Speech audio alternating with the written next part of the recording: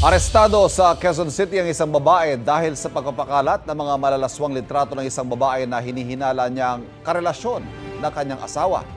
Ayon sa pulisya, aminado ang akusado sa nagawa. May unang balita si EJ Gomez. Sa bisa ng arrest warrant, nasa kote ng mga operatiba ng Marikina Police ang babaeng ito na kabilang sa most wanted persons list ng lungsod. Ayon sa pulisya, January 2021 nang ipakalat umano ng 32 anyos na akusado ang mga malalaswang litrato ng isang babaeng pinaghihinalaan niyang karelasyon ng kanyang asawa.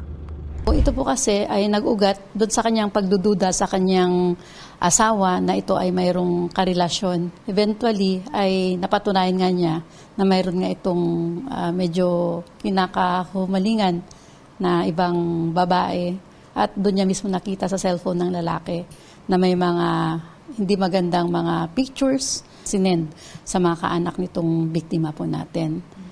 Nagsampa ng reklamo ang biktima laban sa babae. Giit daw ng akusado sa pulisya, hindi siya nagtago bago siya maaresto sa barangay Laging Handa, Quezon City nitong linggo.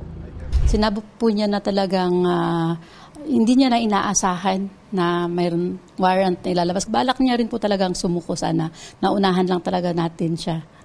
Tumangging humarap sa media ang akusado pero aminado siya sa paratang ayon sa pulisya.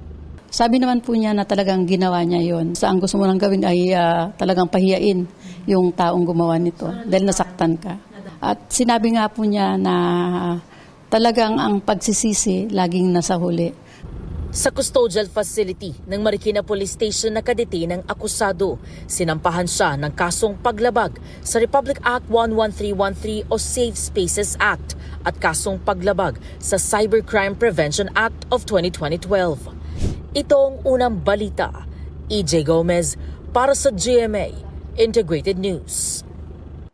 Kapuso, huwag magpapahuli sa latest news and updates. Mag-iuna ka sa balita at mag-subscribe sa YouTube channel ng GMA Integrated News.